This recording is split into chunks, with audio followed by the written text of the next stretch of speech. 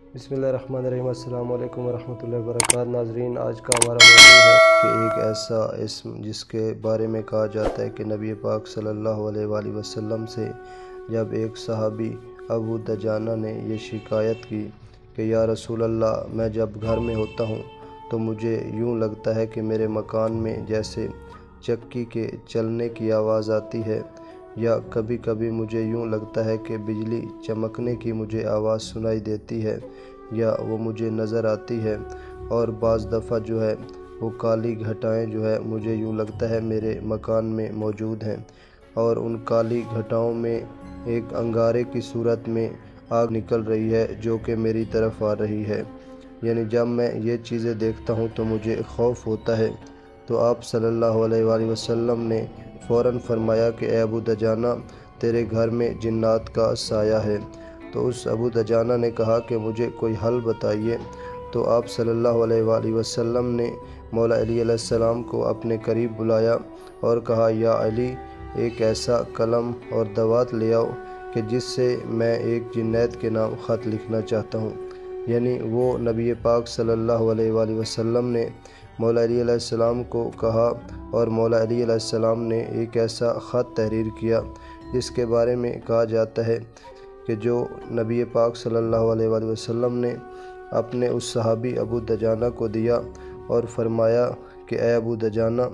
جب اس خط کو لے جانا اور اپنے گھر میں اپنے تکیے کے نیچے رکھ دینا۔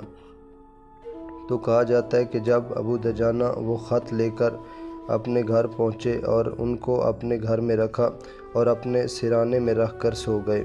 رات کا کچھ وقت گزرا کہ اس کے گھر سے، ابو دجانہ کے گھر سے زور زور سے رونے کی آوازیں آئی، اور ایسے لگ رہا تھا جیسے کسی چیز کے جلنے کی بدبو آ رہی ہے۔ ابو دجانہ کہتے ہیں، جب میری آنکھ کھلی میں نے دیکھا تو جنید کے رونے کی آوازیں آ رہی تھی، اور بار بار کی آوازیں آ رہی تھی، اور بار بار مجھے کہہ رہے تھے، اے ابو دجانہ، ہمیں معاف کر دے، ہم سے غلطی ہو گئی ہے، ہمیں آزاد کر دے۔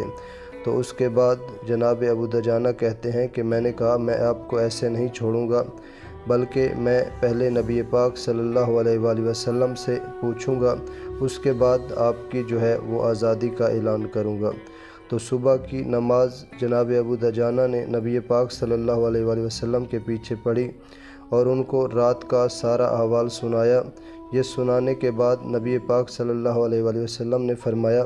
اے ابو دجانہ، لہٰذا اب ان کو آزاد کر دے، اور جو نقش میں نے تم کو دیا ہے وہ نقش اب اٹھا کر مجھے واپس کر دے یا کسی اور مقام پر رکھ دے تاکہ ان کی آزادی کا اعلان ہو سکے۔ یعنی یہ ایسا نقش تھا جس کے کرنے کے بعد جنید جو ہیں ابو دجانہ کا گھر ہمیشہ کے لیے چھوڑ چکے تھے۔